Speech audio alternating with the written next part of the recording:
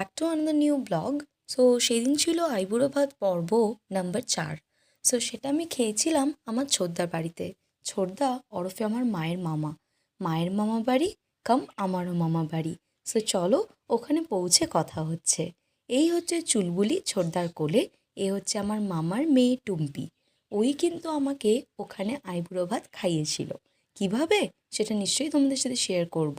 তার আগে চলো সকালের ব্রেকফাস্টটা তোমাদের সাথে শেয়ার করে নিই। আর এখানে যে সারারা ড্রেসটা আমরা ওর জন্য নিয়ে গেছিলাম, সো সেটা পরে তো ভীষণ ও খুশি। আর দেখো কি সুন্দর ডান্সও করছে।